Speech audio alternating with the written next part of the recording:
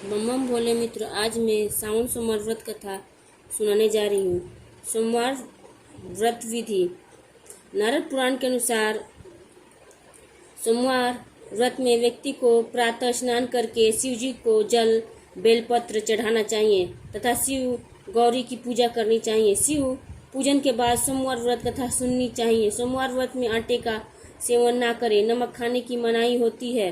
व्रत में फलों में केला, सेब, अनार और आम का सेवन उत्तम है। इन्हें खाने से शरीर को पोषण मिलेगा और कमजोरी भी नहीं होगी।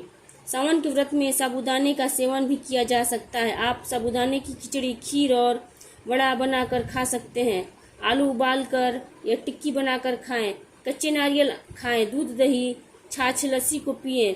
शरीर को एनर्जी मिलेगी। दूध से मखाने की खीर बनाएं। व्रत कैसे खोले? व्रत में व्रती को पूरे दिन शिव भक्ति कर अगले दिन सूर्योदय के बाद व्रत खोलना उत्तम होगा। सावन सोमवार व्रत खोलते समय भूलकर भी तामसिक भोजन, लहसुन, प्याज, मसालेदार भोजन ग्रहण ना करें, अन्यथा पूजा के फल से वंचित रह जाएंगे। इस दिन व्रती को तली हुई चीजें नहीं खानी चाहिए।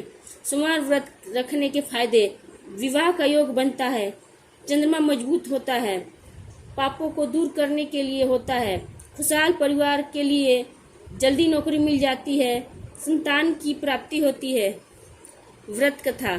एक बार एक साहूकार भगवान भोलेनाथ का बहुत बड़ा भक्त था। उसके पास बहुत पैसा था, लेकिन उसकी कोई संतान नहीं थी। वो हर रोज भोलेनाथ की पूजा अर्चना करता और शिव जी के समक्ष रोज दीपक भी जलाता। साहूकार की केवल यही इच्छा थी कि उसके घर संतान हो। साहूकार की भक्ति देखकर माँ पार्वती ने भोलेनाथ को कहा, आपका ये भक्त दुखी है, आपको इसकी इच्छा पूरी करनी चाहिए। भोलेनाथ ने माँ पार्वती को बताया, इसके पास पुत्र नहीं है और यही इसका दुख है। माँ पार्वती के कहने पर भोलेनाथ ने माँ पार्वती को बताया कि साहूकार के भाग्य में पुत्र योग नहीं है।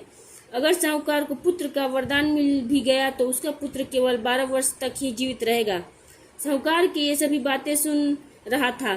साहूकार को ना खुशी हुआ ना गम। वो पहले की तरह पूजा पाठ करता रहा। एक दिन उसकी पत्नी ने एक बालक को जन्म दिया। उसके परिवार में जश्न का माहौल था, लेकिन साहूकार पहले की तरह ना खुश था ना दुखी। 11 साल की उम्र में साहूकार ने अपने बालक को उसके मामा के साथ शिक्षा ग्रहण करने के लिए काशी भेज दिया। साहूकार ने अपने साले को बोला, रास्ते में ब्राह्मणों को भोज भी करा दे। काशी के रास्ते में एक राजकुमारी का विवाह हो रहा था, जिसका दूल्हा एक आंख से काना था। तो उसके पिता ने जब अति सुंदर साहूकार के बेटे को देखा तो उसके मन में आया कि क्यों ना इसे ही घोड़ी पर बिठाकर शादी के सारे कार्य संपन्न करा दिए जाए। जब विवाह संपन्न हो गया तो जाने से पहले साहूकार के बेटे ने राजकुमारी की चुंदरी के पल्ले पर लिखा कि तेरा विवाह तो मेरे साथ हुआ, लेकिन जिस राजकुमार के साथ भेजेंगे वह तो एक आंख का काना है। इसके बाद साहूकार का बेटा काशी पहुंच गया। राजकुमारी काने के साथ नहीं विदा हुई। एक दिन काशी में यज्ञ के दौरान भांजा बहुत देर तक बाहर नहीं आया तो मामा ने अंदर जाकर देखा तो भांजे के प्राण निकल चुके थे। मामा ने रोना पीटना मचाया। उसी वक्त वहां से शिव पार्वती जा रहे थे तो माता पार्वती ने शिव जी से पूछा, हे प्रभु, ये कौन रो रहा है?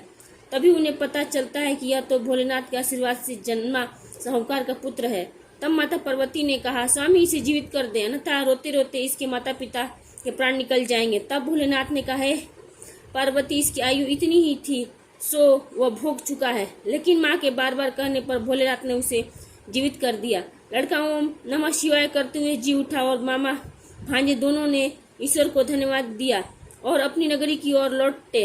रास्ते में वही नगर पड़ा और राजकुमार ने उन्हें पहचान लिया। तब राजा ने राजकुमारी को साहूकार के बेटे के साथ बहुत सारे धन धान्य के साथ विदा किया। इसके बाद वो अपने गांव पहुंचे, जहां साहूकार अपने बेटे और बहू को देखकर बहुत खुश हुआ। उसी रात साहूकार को स्वप्न में शिवजी ने दर्शन दिया और कहा कि तुम्हारे पूजन से मैं प्रसन्न हुआ। इसी प्रकार जो भी व्यक्ति इस कथा को पढ़ेगा या सुनेगा उसके समस्त दुख दूर हो जाएंगे और मनवांछित फल सभी कामनाओं की पूर्ति होगी। वीडियो अच्छी लगी तो वीडियो को लाइक करें, शेयर करें, सब्सक्राइब करें। तमेव माता च पिता तमेव बंधु च सखा तमेव विद्या द्रविणं तमेव सर्वं देव देव।